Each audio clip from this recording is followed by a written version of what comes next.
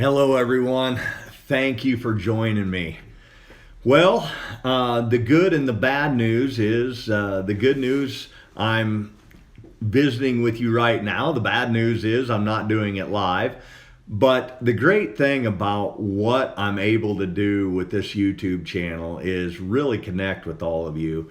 Man, oh man, I am so blessed to have all of you joining me. I really appreciate all the comments. And I'm telling you, I've been spending about 2 hours a day just trying to answer everybody.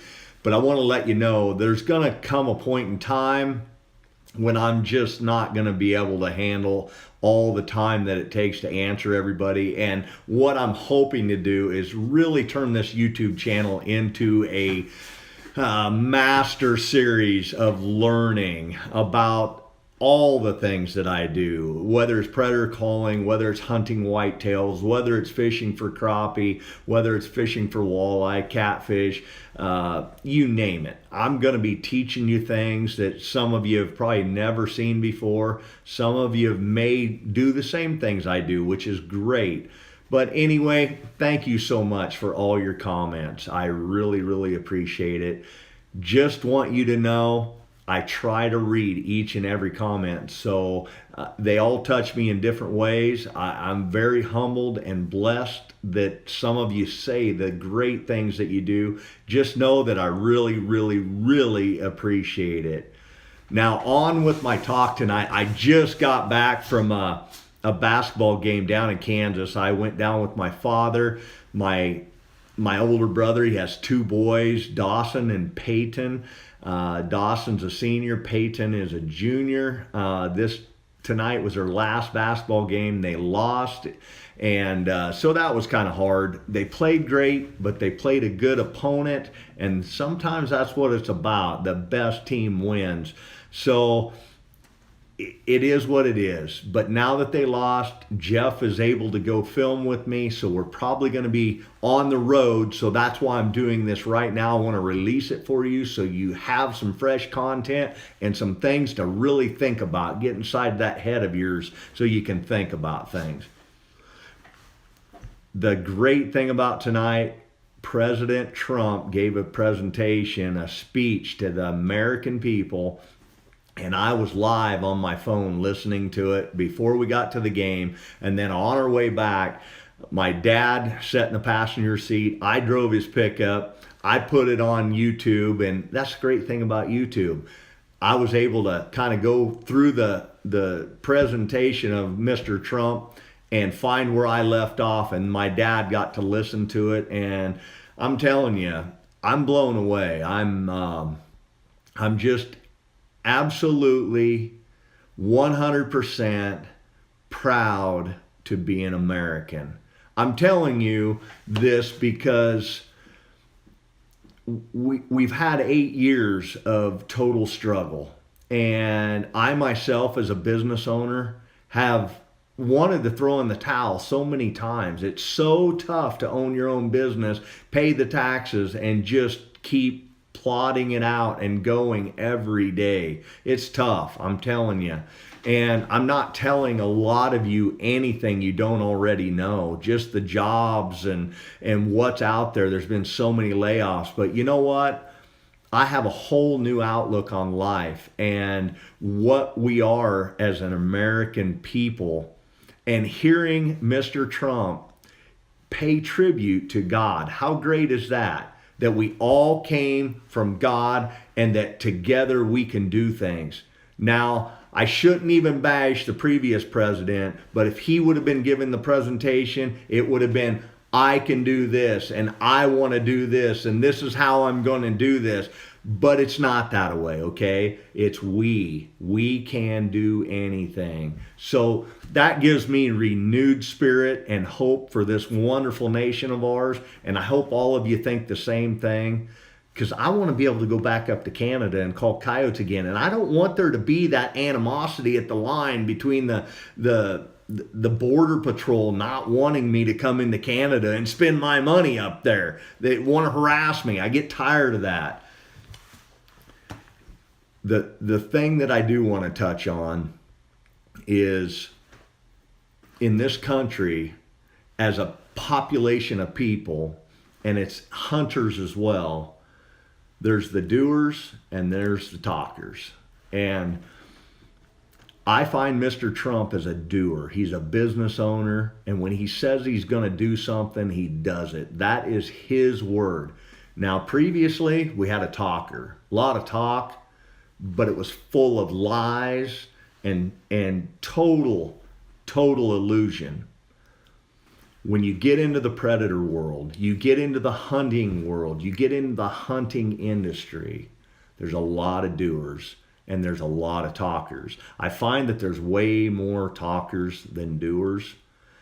But what I'm trying to get at right now is I get so many questions about, Les, how do I do this? How do I do that? How do I do this? Why are they doing that? Understand something. When I was learning how to hunt and call coyotes and be successful, I never had nobody to ask, ever. I never even watched a video. I did do some reading, but that was far and few between. I learned from hard knocks, going out there and getting after it and finding out what I was doing wrong. There were so many times I didn't know what I was doing, but I did it, and I went and I went and I went.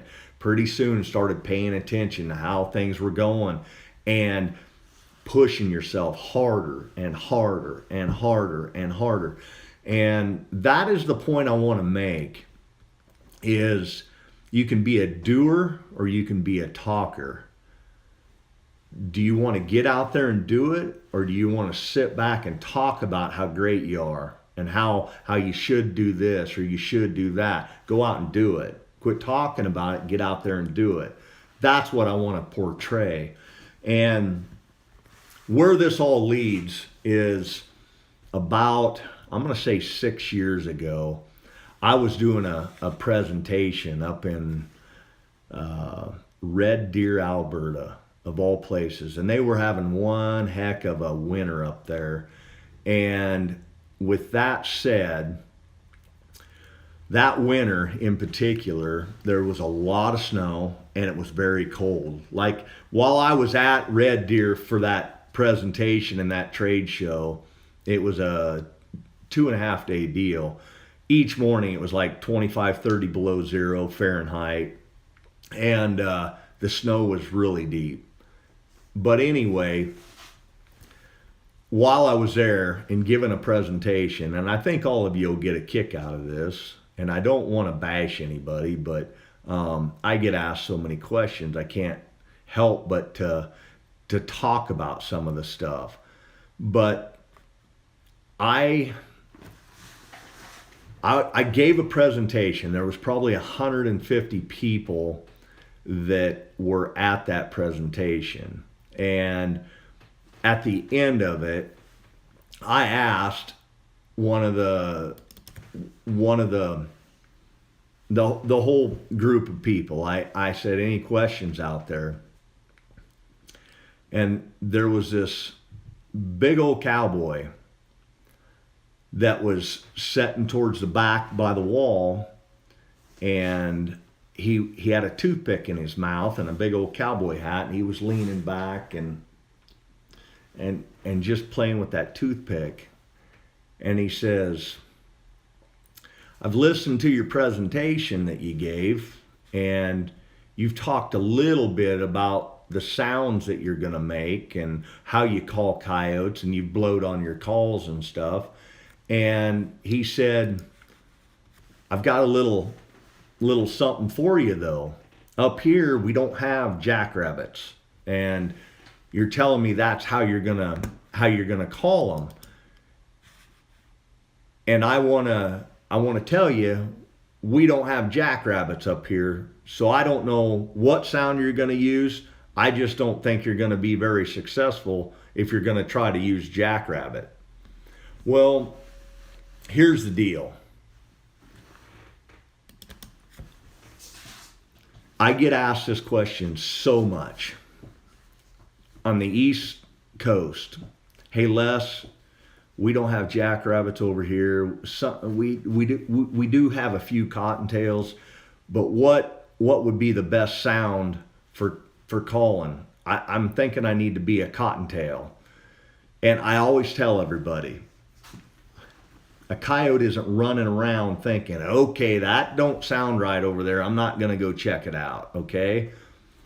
Jackrabbit distress is the term I use because it's a little lower pitched, when in all reality, I'm probably not even sounding like a jackrabbit. But the fact of the matter is, what a person has got to grasp is that coyote's coming into a distress sound. They're able to understand that it's an animal in distress. They pick that up right away. So it sounds different. It sounds off the wall, not what they're used to. That gives them more incentive to want to come check it out. So the long and the short story of this is, that guy was trying to kind of make me a fool up on stage, saying that I wasn't going to call coyotes, and hey, buckaroo, we don't have jackrabbits up here, so I don't know what sound you're going to use. As soon as we left there, after that whole show was over, we got up early the next morning. It was a Friday, Saturday, and I think it was a Saturday, Sunday show, and we left on Monday morning.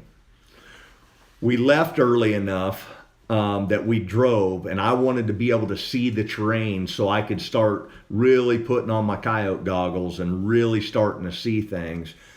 But we drove and we drove, and then we got to a place where it really started looking good. And when I see country that I really start to like, that's when we started asking for permission, and we started really getting into the coyote mode. But the long and short of this story is, that was kind of the long start of the version. My goal after being at the Red Deer Sportsman Show is, I wanted to do that show, and then I wanted to jump, and I wanted to hunt 7 days and see how many coyotes I could kill. And in that 7 days, I think I killed 51 or 52 coyotes.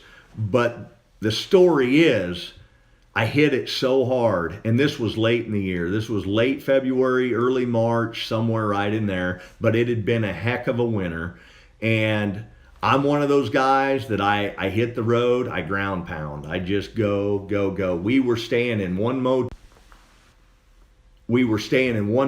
one night, and then I would jump to felt like we weren't doing good enough in that area, so boom, we'd go to another area, and that's how I was hunting. And like I said, 51 or 52 coyotes. But what I want to show you is the last stand that I made one day. I was just so burnt out on calling coyotes, killing coyotes. I was done. I was physically exhausted, because when you live out of a pickup and out of motels, you're throwing everything in the back of the pickup. You've got coyotes heaped up back there. You're up at 5 in the morning. You're getting back to the room when it's dark. You go eat. You take a shower, and it's 11 o'clock at night, and you're just go, go, go. And every night we would get in, our clothes would be absolutely soaked because there was so much snow. You're in the pickup. You're in the pickup, you're out of the pickup, excuse me, I've been having phone calls. But here's a picture, and the beautiful white coyote right on top of the pile was the last coyote of the last stand that I made. Called in a coyote, I shot him, and I said, I'm done. I've had enough, I've killed enough, I want to go home.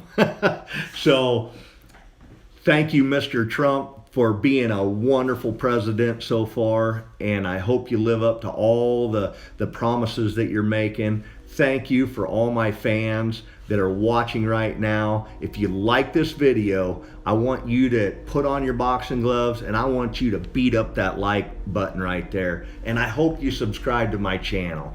But here's a picture. I'm gonna flip the screen around, but this is what success looks like.